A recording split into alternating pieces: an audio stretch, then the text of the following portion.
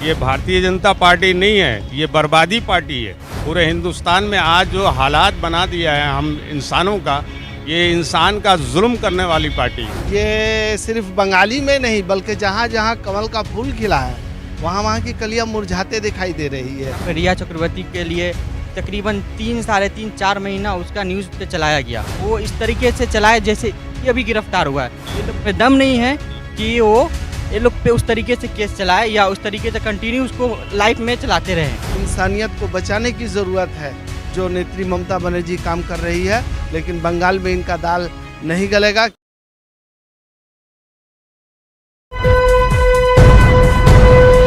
Live TV, सच सबसे आगे।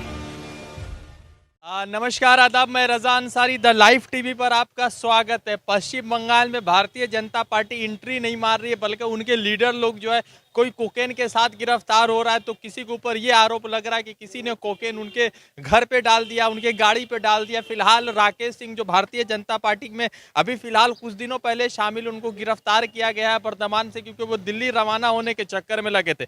तो पश्चिम बंगाल का टेम्परेचर ऑलरेडी बहुत ज़्यादा हीटेड हो चुका है। तो कुछ आम लोगों से जानते हैं कि भारतीय जनता पार्टी लगातार जो है बीजेपी टीएमसी के ऊपर जो है ये इल्ज़ाम लगा रही है कि ये जो है करप्टेड पार्टी है। तो आज जो है कोकेन के साथ जो है भारतीय जनता पार्टी के लोग ही गिरफ्तार हो रहे हैं। तो हमारे साथ कुछ लोग हैं, उनसे बातचीत करेंगे। क्या नाम है आपका? कलीम अहमद। कलीम साहब, ये है कि पश्चिम बंगाल में भारतीय जनता पार्टी ममता बनर्जी के ऊपर लगातार इल्जाम लगा रही है। अब भारतीय जनता पार्टी के लोग खुद गिरफ्तार हो रहे हैं कोकेन के साथ, कोई कोकेन बचाने के चक्कर में, तो कोई कोकेन गाड़ी के रखने के चक्कर। सही बात है, क्योंकि अभी जो पमीला गोस्वामी की जो पकड़ी गई रेड हैंड, उसके जुबान से हमने यही सुना, बल्कि हम नहीं पूरी दुनिया सुनी होगी, जिसमें राकेश सिंह का नाम वो बोलते हुए उसको पुलिस एहलकार ने उसको गाड़ी में बैठाया और उसको फिर लेकर गया। और ये सिर्फ बंगाली में नहीं बल्कि जहाँ जहाँ कमल का फूल खिला है वहाँ वहाँ की कलियाँ मुरझाते दिखाई दे रही है। नईम साहब, पूरे पश्चिम बंगाल में भारतीय जनता पार्टी पूरा कमर के साथ कमर कस के तैयार है। दूसरी तरफ उनके लीडर कोकेन केस में गिरफ्तार हुए, पमीला गोस्वामी हुई, उसके बाद जो है अभी राकेश सिंह है। तो ये सब चीज़ क्या दर्शाता है? ये यही दर्शाता है कि ये कितनी गंदी पार्टी है, कि ये किस हद तक जा सकते हैं इसका कोई अंदाज़ा ही नहीं है किसी को। ये बहुत ही गंदा पार्टी है। आज से नहीं, हमेशा से ये अपने सत्ता के लिए हर काम कर सकते हैं। और लोगों को ये चाहिए इस वक्त, इनको टोटली सोशली बाइकआउट करना चाहिए। ये बीजेपी पार्टी नहीं है, ये भारतीय जनता पार्टी नहीं है, ये बर्बादी पार्टी है। पूरे हिंदुस्तान में आज जो हालात बना दिया है हम इंसानों का, ये इंसान का जुल्म करने वाली पार्टी है। इसको रोका जाए। हर नौजवानों से हमारा अपील है कि वो आए सामने और इसको रोके। लड़ाई से, झगड़े से नहीं, प्यार से, मोहब्बत से, कि क्या कर रहे हो तुम, इंसान हो ना जानवर हो, जानवर के जैसा हरकत कर रहे हो। एक इंसान का काम क्या है आज? देखिए, आज उत्तर प्रदेश में कमसिन लड़कियों की अस्मत दरी का तादाद सबसे ज़्यादा है, और उसमें जितने भी जराइम पेशावर लोग हैं या इस तरह से क्रिमिनल करने वाले लोग हैं, इन लोगों का ताल्लुक बीजेपी से ही होता है। आज यहाँ का खुशगवार माहौल पश्चिम बंगाल का जो चल रहा है, ऐसे खुशगवार माहौल में उसमें वो जो है सो कहीं नफरत फैला रहा। कुछ अनभक्त बोलते हैं कि अगर 100 रुपये पेट्रोल है, कि यहाँ किडनी बेचना पड़े तो हम किडनी बेच करके पेट्रोल डलाएंगे, बोलते हैं ना। लेकिन कल 2-3 इंटरव्यू हम और देख रहे थे, उसमें बोला जा रहा था कि पेट्रोल महंगा हो गया। क्या उस कांग्रेस सरकार में जब पेट्रोल 65 का बिकता था उस टाइम क्या नहीं था? महंगाई नहीं समझ में आ रहा था? अभी 100 का बिक रहा है, आप लोग बहुत शौक से डला रहे हैं। बोला कि देश हित में है ये। तो देश हित में ये अनभक्त है, भक्त नहीं है, अनभक्त है, जिसको बीजेपी का पे आंख बंद करके भरोसा कर रहा है। और ये लोग बिके हुए लोग हैं, हम तो ये बोलेंगे बिके हुए लोग हैं। और जो डिबेट में आप देखते हैं ना, एक दाढ़ी वाला एक साधु संत को बैठाता है, एक एक्सपर्ट को लेकर आता है। एक्सपर्ट उसी का आदमी होता है, साधु संत भी उसी का आदमी होता है, मौलाना भी उसी का आदमी होता है। क्योंकि 2-4-5 हज़ार रुपये देगा। वो लोग तो बेरोजगार है हम लोग जैसा। वो लोग का ज़मीर भी बिका हुआ है, तो लोग जाकर डिबेट में बैठ सकता है। हम लोग का ज़मीर नहीं बिका हुआ, हम खट कर कमा करके अपना 2 रोटी खाएंगे, लेकिन चैन सुकून से अपने घर में बैठेंगे। आज पूरे हिंदुस्तान में हर जगह जो है ये एक बवाल मचा हुआ है। हर जगह जो है एक दूसरे को मारा जा रहा है, काटा जा रहा है। ये क्या है? ये पार्टी है? आज हम लोगों का उम्र हो गया इतना, और ये एक नया ट्रेंड देख रहे हैं। ये क्या हुआ आज के नौजवानों को? कोई कोकीन ले रहा है, कोई ड्रग्स ले रहा है, कोई दलाली कर रहा है पुलिसों का। ये हो रहा क्या है? इसको रोके। कई लोगों को ये बता रहा है कि तृणमूल गुंडागिर्दी पे उतरी हुई है। हम नहीं समझते हैं कि तृणमूल कांग्रेस तो 34 साल तक सीपीएम से लड़ाई लड़ी है। सीपीएम से लड़ाई लड़ने के बाद यहाँ परिवर्तन लाया गया। अब यहाँ परिवर्तन की ज़रूरत नहीं है, ज़रूरत इंसानियत को बचाने की ज़रूरत है, जो नेत्री ममता बनर्जी काम कर रही है। लेकिन बंगाल में इनका दाल नहीं गलेगा, क्योंकि यहाँ ऑलरेडी यहाँ के लोग काफ़ी सोशलिज्म है, सेकुलरिज्म है, डेमोक्रेसी है। शीला गोस्वामी गिरफ्तार हो गई कोकेन केस में, 100 ग्राम कोकेन केस में 4-5 रोज पहले गिरफ्तार हुई। अब राकेश सिंह गिरफ्तार हुआ। तो ये लोग लगातार कह रहे थे कि पश्चिम बंगाल में करप्टेड सरकार है, तो इनके लोग तो खुद गिरफ्तार हो रहे हैं। देखिए बता रहे जो अभी जो लेडीज जो गिरफ्तार हुई है, ठीक है, जो ऐसा आपका रिया चक्रवर्ती के लिए तकरीबन 3 साढ़े 3-4 महीना उसका न्यूज़ पे चलाया गया कि उस टाइम आपका बिहार इलेक्शन था और कुछ मुद्दा नहीं था जो टीवी वाले लोग चलाए, ठीक है। इसके लिए बेकसूर को ज़बरदस्ती उसका करियर पे पूरा धब्बा लगाया गया। अगर हम चैलेंज करते हैं कि 8 चैनल या जो भी उस तरीके से चलाया गया था वो इस तरीके से चलाए जैसे ये अभी गिरफ्तार हुआ है, ये दम नहीं है कि वो ये लोग पे उस तरीके से केस चलाए या उस तरीके से कंटिन्यू उसको लाइफ में चलाते रहे। बात ये है, लगातार राष्ट्रवाद की बात कर रहे हैं और उनके घर में खुद इस तरह राष्ट्रवाद हो ही नहीं सकता। वो राष्ट्रवाद हो ही नहीं सकता, कभी नहीं हो सकता। उनके पुराने हिस्ट्री को उठा के देख लीजिए। वो तो आपको ब्रिटिश का गुलाम था, ब्रिटिश के हाथों में रहा है। आज कहाँ से वो हिंदुस्तानी हो गया? पहले वो ब्रिटिश से जाके पहले ये सर्टिफिकेट ले आए। तो सर्टिफिकेट बांट रहे हैं आजकल लोग। हाँ, वो सर्टिफिकेट इसलिए बांट रहे हैं कि उनको बताना है कि हम सही हैं। अब वो चोर पार्टी है, बकवास पार्टी है। तक हमारा मुल्क का संविधान बाकी है, मुखालिफ हवाएं आती रहेगी, चली जाएगी। यहाँ जो है सो हुकूमत उसी की होगी जो बंगाल की मिट्टी से जुड़ी हुई है। जो बंगाल की बेटी होगी वही यहाँ राज्य करेगी। बाहरी ताकत को यहाँ जमने नहीं दिया जाएगा। एक बात है कि पूरा लगातार ये चल रहा है कि ममता बनर्जी ने पूरा शासन भारतीय जनता पार्टी के टीएमसी के शासनकाल में जो है बंगाल को पीछे ढकेल दिया, इसलिए सोनार बंगला बनाने के लिए जो है अब बीजेपी को लाया जाए। ये अमित शाह कह रहे हैं, नरेंद्र मोदी जी कह रहे हैं। नहीं, छी, ये बहुत गलत बात है कि बंगाल की तरक्की आगे नहीं बढ़ा। आप खुद जो है सो, हम इसी चांदी के इलाके में रहते हैं। यहाँ इतनी ज़्यादा भीड़ आज से 2-3 साल पहले नहीं देखे होंगे। आज सारे लोग यहाँ कुछ करके खा रहे हैं। कोई अगर फुट में डाला लगा रहे हैं तो कोई दुकानदार अपना दुकान को बढ़ा दिया है। यहाँ तिजारत में कोई कमी नहीं देखा गया। यहाँ तक कि लॉकडाउन में भी कुछ लोग अपना रोज़गार किए हैं। कोई छुप के किए हैं तो कोई नेट के माध्यम से किए हैं, कोई चाय बिक्री किए हैं तो कोई ग़िज़ा बिक्री किए हैं। इस तरह का हमने देखा लॉकडाउन के दौरान में जो दूसरे राज्य में जितने लोगों को परेशानी झेलने का जो सूरत हाल पैदा हुआ वो पश्चिम बंगाल में हमने नहीं देखा। अच्छा, ये पश्चिम बंगाल में ममता बनर्जी फिर से वापस आ रही है? बिल्कुल आएगी, क्यों नहीं आएगी। क्या गलत की है? दंगा कराई है, हिंदू मुस्लिम में कभी राइट कराई है? कभी किसी को ऐसा तो नहीं। वो एक पहला सीएम है जो पैदल चलती है और बिना सिक्योरिटी का। जिस तरीके से 2 दिन पहले अमित शाह यहाँ आया था तो आप ग्रैंड होटल के सामने से निकल रहा था वो लोग, ठीक है। वहाँ पे सिक्योरिटी देखिए किस तरीके से उसको दिया गया, और दीदी को देखिए कि पब्लिक के बीचों बीच निकलती है। तो क्या अगर दीदी अगर गलत होती तो क्या इस तरीके से पब्लिक में चलती? या छोटे से छोटे भी कार्यक्रम होता है, अगर दीदी को इनवाइट किया जाता है तो वो उसमें शामिल होती है। इतने सारे लीडर बीजेपी में चले गए दीदी के, तो उससे दीदी को फर्क नहीं वो कोई फर्क नहीं पड़ता। हर वक्त होता है ये, आज से नहीं, हमेशा से जब से यानी हिंदुस्तान का ये पॉलिटिकल सिस्टम आया है इलेक्शन का, इसमें उस वक्त जाते हैं लोग क्योंकि उनको अपना लालच है, अपना प्रॉब्लम है कि वहाँ नहीं उनका बन रहा है तो वहाँ चले गए, वहाँ से ले लें। लोग कह रहे हैं कि सारे लोग करप्टेड लीडर हैं ये सब लोग करप्टेड हैं और करप्शन ही के तरफ जाते हैं। दीदी फिर से आ रही है वापस? ये तो उम्मीद है, ये कुछ कहा नहीं जा सकता क्योंकि इलेक्शन है। इलेक्शन में क्या होगा वो तो अल्लाह ही बेहतर जानता है। अभी ये है, उम्मीद है कि यही वापस आएगी। देखिए फ़र्क उनको पड़ेगा ना जो ज़मीनी स्तर पे काम नहीं करते हैं। ये तो दीदी तो ज़मीनी स्तर से काम कर रही है और सिर्फ होर्डिंग पे तो है नहीं। जो होर्डिंग पे है उसको देखिए, आज बीजेपी को इतना जोरों शोर से प्रचार करने की जरूरत क्यों पड़ रहा है? क्योंकि वो ज़मीनी स्तर पे है नहीं, सिर्फ दिखावे पे है।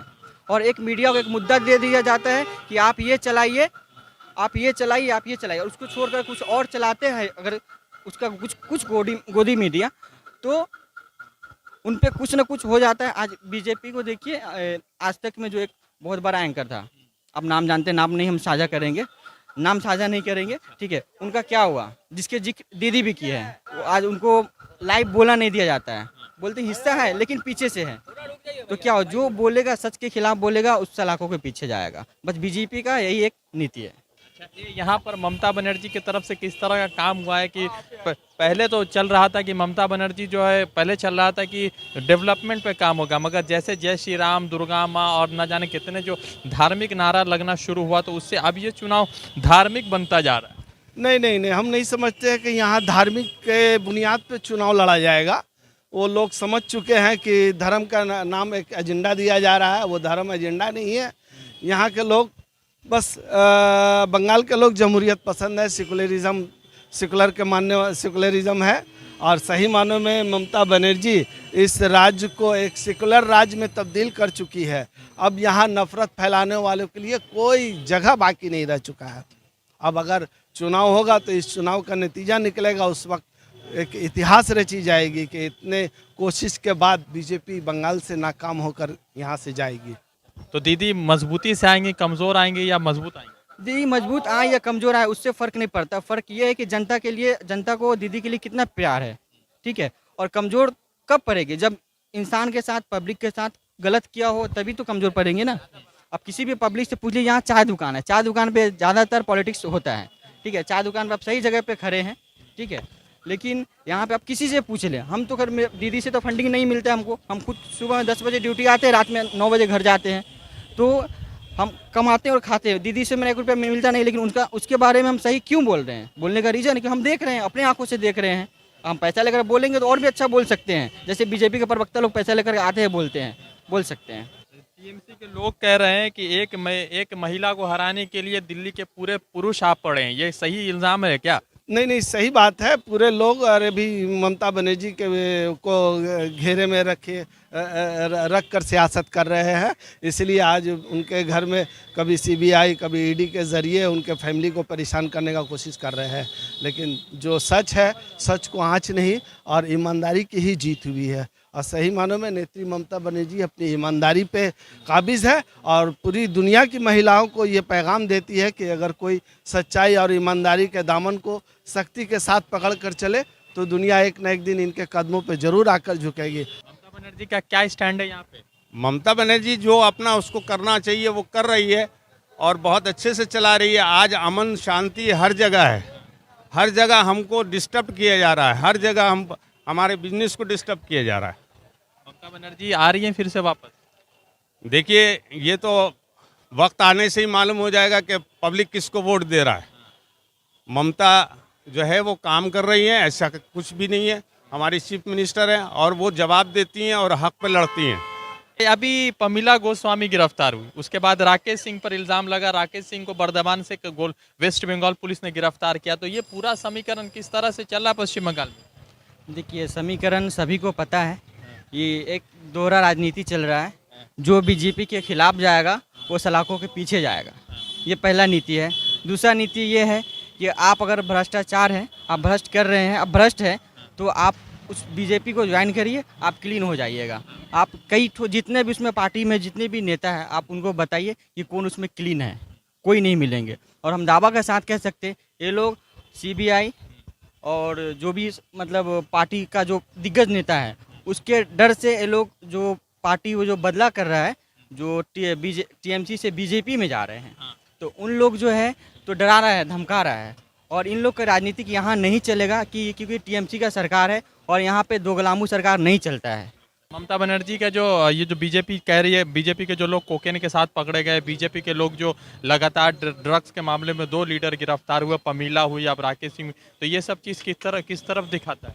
सही बात है, ये लोगों के जहन में ये बात आ रही है कि ये बात अब हकीकत है। जो हमने जो मीडिया में देखते थे, जो मीडिया के माध्यम से जो दिखाई जाती थी कि दूसरे राज्य में जो कमसिन लड़कियों बच्चियों को जो बलात्कार हो रहा था और उसमें बीजेपी के लोग मलवस थे और खुद योगी ने उन लोगों को बचाने का काम किया। ये और बात है कि कोई सरकार नहीं चाहती है कि किसी का साथ बलात्कारी हो, लेकिन अगर ऐसा मामला आ जाता हो तो सरकार का यही काम होना चाहिए कि बलात्कारियों को जितना जल्द से जल्द हो सके उसको सज़ा देने की काम करे। लेकिन यहाँ उसको उल्टा उन राज्यों में उसको बचाने का काम होता है। अफसोस इस टाइम आती है। ये लोग जो फंस रहे, गिरफ्तार हो रहे, तो ये लोग जो सर्टिफिकेट बांटते हैं राष्ट्रवाद का, तो कैसा राष्ट्रवाद है कि खुद कोकेन के साथ गिरफ्तार हो रहा है, ड्रग्स स्मगलिंग केस में गिरफ्तार। वो जो लेडी गिरफ्तार हुई है, नाम नहीं लेना चाहते हैं, अगर गिरफ्तार हुई है तो वो जब गिरफ्तार होने के टाइम का एक वीडियो है जो बता रहे कि हमको इसने फंसाया है, नाम भी लिया है, फंसाया है वो बताया है ना, लेकिन हम किसी का नाम नहीं लेना चाहते। लेकिन ये चीज़ सब पब्लिक भी जानता है, हम और आप भी जानते हैं कि क्या चल रहा है नहीं चल रहा है। कि मेहनत इतना छुप कर करो कि कामयाबी शोर मचा दे। दीदी का चल रहा है कामयाबी शोर मचा देगी। जी हाँ, ज़रूर ज़रूर, क्योंकि दीदी काम की है। हमने अम्फा तूफान जैसे माहौल को देखा कि अम्फा तूफान में करोड़ों करोड़ रुपए का नुकसान हुआ, कई 3-4 जिला तबाह हो गया, और उस तबाही को इतना जल्द वो डेवलपमेंट की तरफ लौटी है जिसका कोई दूसरा मिसाल नहीं होता। आज अमेरिका जैसा फर्स्ट वर्ल्ड कंट्री, वहाँ एक सैलाब से 14 लाख लोग फंसे हुए हैं, कुछ लोग भूखे मर रहे हैं। जब इतना first world super power country जब वो सुविधा नहीं दे सका, वहाँ तो हम अगर पश्चिम बंगाल का कंपेयर करते हैं तो हम नेत्री ममता बनर्जी ऐसे मुख्यमंत्री पे फख्र महसूस करते हैं। ये बीजेपी पश्चिम बंगाल में किस तरह से जोर के साथ एक इलेक्शन लड़ रही है? देखिए, कुछ नहीं, एक होर्डिंग है, एक मार्केटिंग है, और जो आप हम लोग जैसे में निचले स्तर के पे काम करने वाले आदमी हैं, ठीक है, हमको कोई भी पॉलिटिक्स से, खास करके बीजेपी से कोई बेनिफिट नहीं है और नहीं मिलता है, ठीक है। ये एक उल्लू सीधा करने का है, और जब इलेक्शन आता है तो पब्लिक याद आता है, इलेक्शन चला जाता है तो पब्लिक मर रहा है, उससे कोई मतलब नहीं है। और बीजेपी का यही है, जहाँ जहाँ रैली है वहाँ पे बस एक चीज़ उठा दो, हिंदू और मुस्लिम। बीजेपी का जो इतना दिन के सत्ता में एक भी 3 काम आप गिना दीजिए कि बीजेपी पब्लिक के फायदे के लिए किया हो। कुछ आम लोग जो है, जो अभी राकेश सिंह गिरफ्तार हुए उसके बाद जो है पमीला गोस्वामी के मामला दर्ज किए गए, उन राकेश सिंह का बेटा गिरफ्तार हुआ, तो यह सारी चीज़ें जो है देशभक्त पार्टी भारतीय जनता पार्टी के खिलाफ ही चल रही है। देखना है कि 2021 के विधानसभा चुनाव में ममता बनर्जी के पक्ष में कितने लोग और बीजेपी के पक्ष में कितने लोग हैं। द लाइव टीवी के लिए रजा अंसारी की रिपोर्ट कोलकाता से। फिर जुड़ेंगे दूसरे अपडेट के साथ। शुक्रिया। लाइव टीवी, सच सबसे आगे।